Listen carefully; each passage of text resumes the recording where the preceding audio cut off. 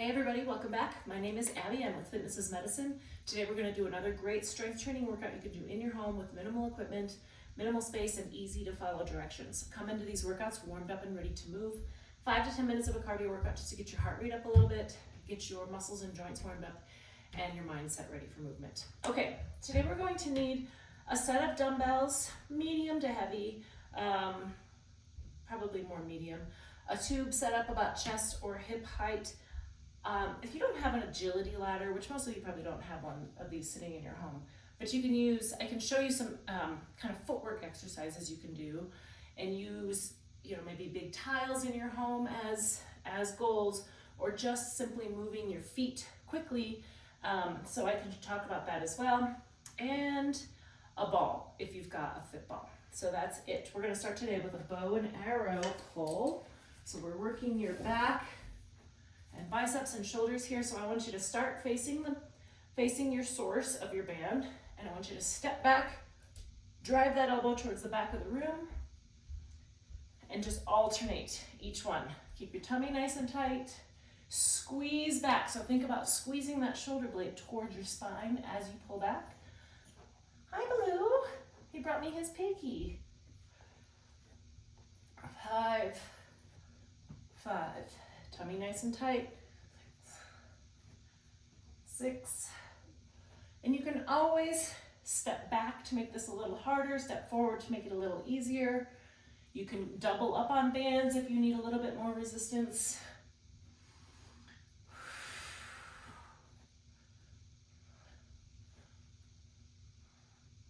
This is the last one here, and rest, good. Okay, next we're going to do a reverse lunge. Using an extra weight is optional. It depends on how you feel about lunges, your balance, all of that.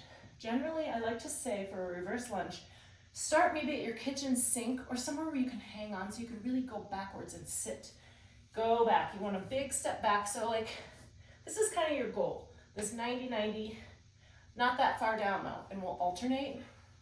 If you are holding a weight, hold it in one hand so that you have your other hand available for support. So I could use this if I need to, but the point is you're going backwards. You want your weight in that heel, your front heel. So I like the reverse lunge where your weight's going back. I feel like it's a little more protective of your knees. If this hurts, do a smaller range of motion. You don't have to go down quite so far.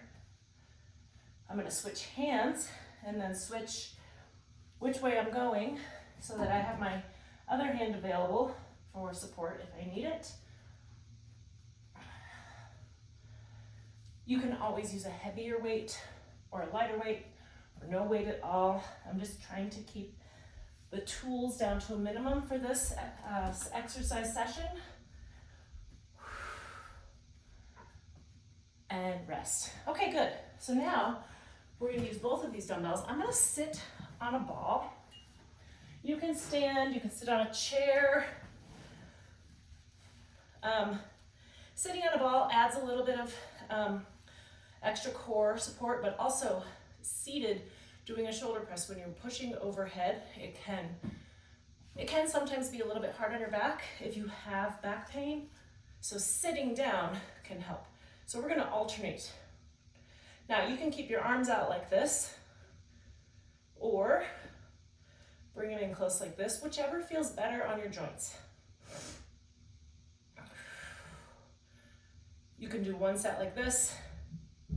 The next time you go through them, you can come outside like this. It works the muscles a little bit differently, but in general, you're getting the same overall, but do the one that feels the best, one that doesn't hurt. One more each side, and 10. Good. All right, we'll get these out of my way. And next we're going to do the ladders. So I've got a ladder set up here. I'm gonna move my camera down just a little bit. Now, if you don't have a ladder, in the past I've used strung out TheraBands lengthwise and then put things in between them. You don't have to do that. You can even just envision that you have these squares to go in and out of. So we're gonna start on one end. We're gonna go right, left, in, out, out. Now you can start slowly to kind of get the rhythm of it. Now, turn around to come back, start with your left foot, in, out, out, right, left, or left, right, left, right, left, right.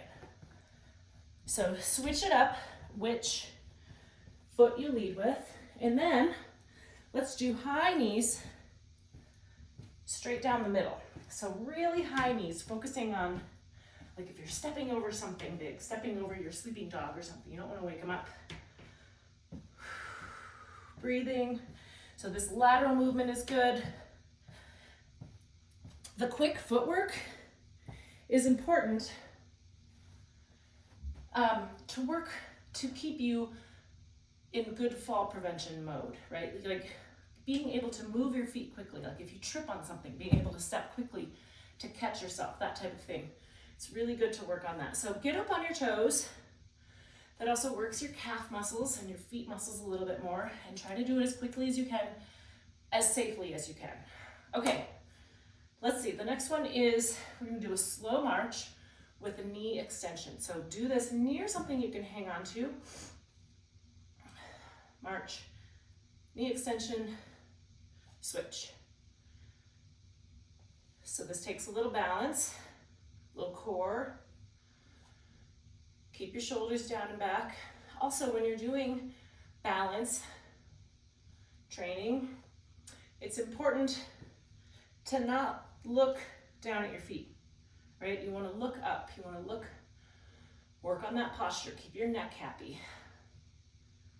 The slower you can do this, the better, and the more challenging as well.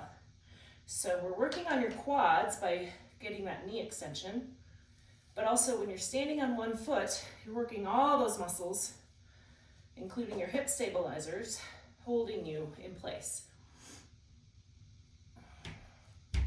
Now, if this is really challenging, you can do it a little quicker or a little lower, you know, just right down in here in this smaller range of motion. And also, if you are hanging on to something, that's okay, but try to just hang on just a little. Like, see if you can let go every now and then. I know that just one finger really helps, but see if you can challenge yourself and at least do a couple with nothing. Okay, good.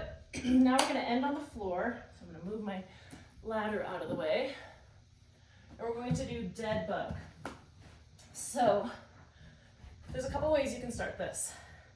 You can either use a ball. I've got a little bit smaller fit ball here. Or you can use like a big playground ball. You can use a pillow. Or you can use nothing. And I'm going to start by using nothing and show you. Keep that out of my way somehow. So you're going to put all of your hands and your knees up like this. And you're going to go opposite. So kind of like bird dog on your back.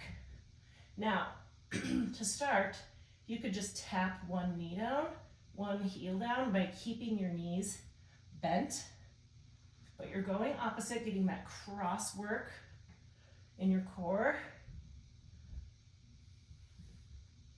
Now, if you want to try to make it a little more challenging, first you can start by